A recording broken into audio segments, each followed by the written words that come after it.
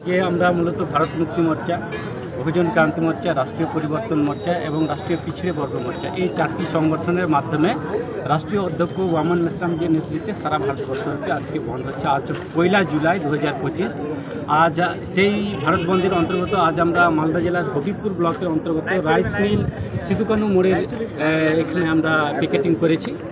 আমাদের ভারত বন্ধের মুখ্য দাবি দেওয়াগুলো হলো, প্রথমত যে ইভিএম মেশিন, সেই ইভিএম মেশিনের মাধ্যমে জনগণের যে ভোটাধিকার, সেই ভোটাধিকারকে প্রভাবহীন করছে। জনগণ যার পছন্দ মতো যে ক্যান্ডিডেট, সেই ক্যান্ডিডেটকে ইভিএম হাইজ্যাক করছে, ইভিএম এটাকে হাইড করছে এবং ইভিএম দ্বারা অপারেটকৃত ব্যক্তি, জনগণের অপছন্দসই ইভিএম দ্বারা অপারেট করা ব্যক্তি সেই ইভিএম মেশিনের মাধ্যমে নির্বাচিত হয়ে যাচ্ছে। তো এই ইভিএম মেশিন ধাঁধলিপূর্ণ একটা মেশিন। এই মেশিনকে বন্ধ করার জন্য সুপ্রিম কোর্টও রায় দিয়েছে। 2013 সালের 8 অক্টোবর সুপ্রিম কোর্ট জাজমেন্ট দেয় যে ইভিএম দ্বারা ফ্রি, ফেয়ার অ্যান্ড ট্রান্সপারেন্ট নির্বাচন আদৌ সম্ভব নয়।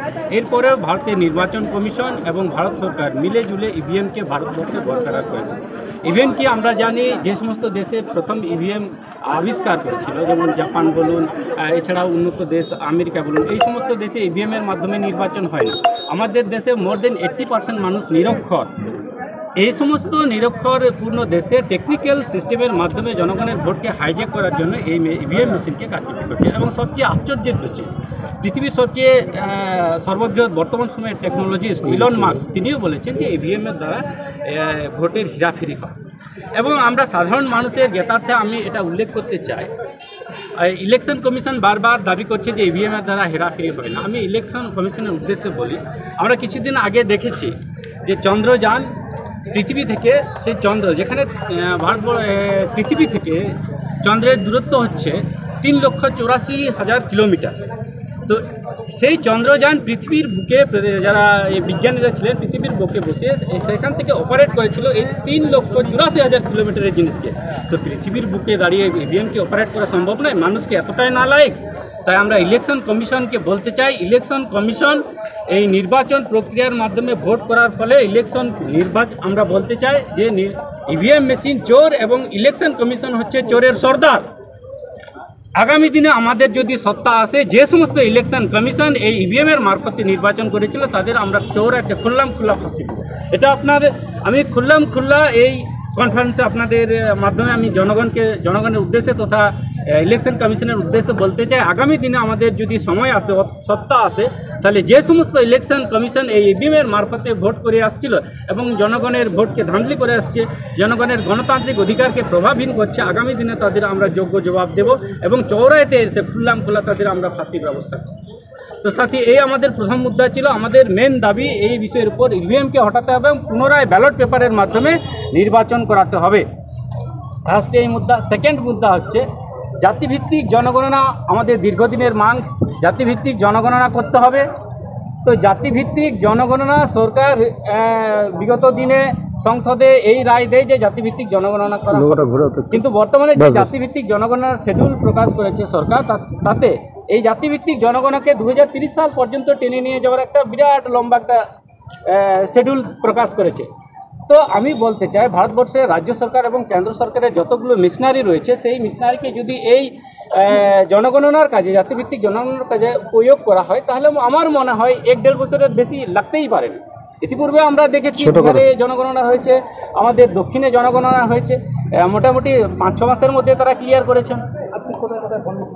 আজকে আমরা এই হবিবপুর ব্লকের অন্তর্গত রাইস মিলের সিধুকানু মোড়ে আমরা পিকেটিং করছি। তো আমার নাম বাবুরাম কিসকু। এছাড়াও আমাদের আরও বিশেষ কতগুলো মুদ্রা রয়েছে। আমার নাম হচ্ছে বাবুরাম কিসকু, বহুজন মুক্তি পার্টির পশ্চিমবঙ্গ রাজ্যের কার্যকরী সভাপতি। আর যে সমস্ত ইস্যু রয়েছে, 2 নম্বর ইস্যু তো আমাদের জাতিভিত্তিক জনগণনা। তো জাতিভিত্তিক জনগণনার মাধ্যমে সরকার যেভাবে জনগণকে বোকা বানানোর যে কার্যক্রম চালাচ্ছে, যে 5 বছর অবধি এটাকে টেনে নিয়ে যাওয়ার যে বিরাট লম্বা একটা ফিরিস্তা তৈরি করেছে, এতে আগামী দিনে জাতিভিত্তিক জনগণনা আদৌ হবে কিনা মানুষ তথা মূল্যবাসী মানুষ সন্দেহের চোখে দেখছে। তাই আমাদের দাবি দেওয়া, অবিলম্বে জাতিভিত্তিক জনগণনার প্রক্রিয়া শুরু করতে হবে এবং 2026-27 সালের মধ্যেই এই জাতিভিত্তিক জনগণনার আপডেট রিপোর্ট প্রকাশ করে সেই জাতিভিত্তিক জনগণনার আঁকড়া অনুসারে দেশের যে সম্পদ এবং দেশের যে প্রতিনিধিত্ব গণতান্ত্রিক ইনস্টিটিউশনে রিপ্রেজেন্টেশনের যে গুরুত্বপূর্ণ জায়গা, সেই রিপ্রেজেন্টেশনকে 100% যার যত সংখ্যা তার তত ভাগিদারি নিশ্চিত করতে হবে। আমাদের তার পরবর্তী বিষয় হচ্ছে রিসেন্টলি যে ওয়াকফ সংশোধনী বিল 2025 কেন্দ্রে পাস হয়েছে। এই ওয়াকফ সংশোধনী বিলকে আমরা বিরোধিতা করি, কেননা এই ওয়াকফ সংশোধনী বিলের মাধ্যমে ওয়াকফ বোর্ডের যে সম্পত্তি সেটা অমুসলিম তথা ব্রাহ্মণ্যবাদীদের কবজা করার একটা ষড়যন্ত্র ছাড়া আর কিছু নয়। তাই আমরা এই ওয়াকফ বিলকে আমরা বিরোধিতা করছি। এর পরবর্তী আমাদের যে বিষয়, সেই বিষয় হচ্ছে দেউচা পাচামিতে একটু ওয়াকফ বিল নিয়ে বলো। ওয়াকফ বিলটা, আচ্ছা, ওয়াকফ বিল যেটা হচ্ছে, ওয়াকফ বিল এক কথায় যদি বলতে হয় তাহলে ওয়াকফ বিল হচ্ছে মুসলিমদের যে ওয়াকফ বোর্ডের যে সমস্ত ওয়াকফ সম্পত্তি সেগুলোকে ব্রাহ্মণ্যবাদী শাসক বলুন, ব্রাহ্মণ্যবাদী মনোবাদী যারা বিচারধারা লোক, তারা সেটা হস্তক্ষেপ লাগাম লাগাতে চায়।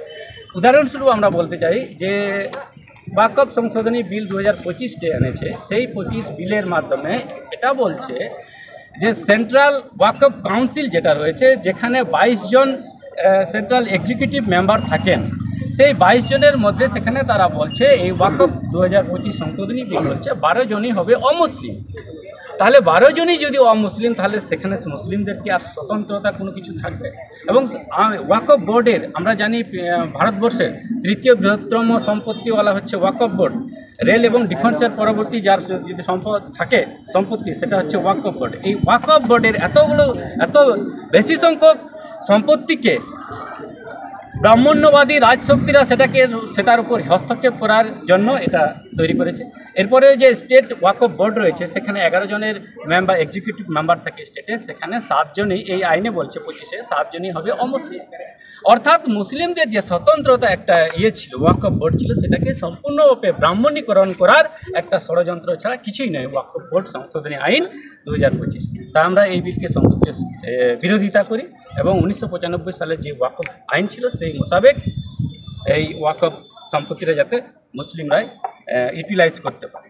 তার পরবর্তী আমাদের যে মূল গুরুত্বপূর্ণ মুদ্রা, দেউচা পাচামিতে আদিবাসীদের উচ্ছেদ করে সেখানে যে কয়লা খনির হদিশ পেয়েছে, সেখান থেকে আদিবাসীদের উচ্ছেদ করছে এবং যে প্রক্রিয়ার মাধ্যমে পশ্চিমবঙ্গ সরকার এবং ভারত সরকার মিলে জুলে এটাকে উচ্ছেদ করছে, তাতে পৃথিবীর বুকে এই ধরনের উচ্ছেদ, এই ধরনের বিস্থাপন কোথাও আমরা দেখিনি। এটা সম্পূর্ণভাবে মানে কি বলবো, একদম মানুষের সঙ্গে জানোয়ারের তুল্য ব্যবহার হচ্ছে। সেখান থেকে জবরদস্তি তাদেরকে তাড়িয়ে দেওয়া হচ্ছে। তো আমরা এই জনগণের লাশের উপর দিয়ে দেশের উন্নয়ন অর্থাৎ কয়লা খনি করা, এটা আমরা কখনোই সমর্থন করি না। এটা কোথায় হচ্ছে? এটা দেউচা পাচামিতে, যেটা হচ্ছে বীরভূমের দেউচা পাচামিতে যে কয়লা খনির হদিশ পাওয়া গেছে দেউচা পাচামিতে, সেখান থেকে ওই সমস্ত এলাকা থেকে আদিবাসীদের যে নির্যাতন করা হচ্ছে, যে অত্যাচার চালানো হচ্ছে এবং তাদেরকে যে অত্যাচার এবং নির্যাতিত বিস্থাপন করা হচ্ছে, তার জন্য মিনিমাম যে সিকিউরিটি এবং বাসস্থান এই সমস্ত দেওয়ার যে প্রভিশন এবং পরবর্তী জীবন জিন্দগি তাদের নির্বাহন করার যে সরকারের দায়িত্ব ছিল, সেগুলো কিছুই না করে তাদেরকে গরু ছাগল বেড়ালের মতো তাড়িয়ে দেওয়া হচ্ছে। এটাকে আমরা সম্পূর্ণ বিরোধিতা করে তো এই সমস্ত গুরুত্বপূর্ণ বিষয়ের উপর ভিত্তি করে আজকে আমরা দেশব্যাপী এই ভারত বন্ধ কর্মসূচি করছি। আপনার নাম পরিচয়? আমার নাম হচ্ছে বাবুরাম কৃষ্ণ, আমি বহুজন মুক্তি পার্টি পশ্চিমবঙ্গ রাজ্যের কার্যকরী সভাপতি।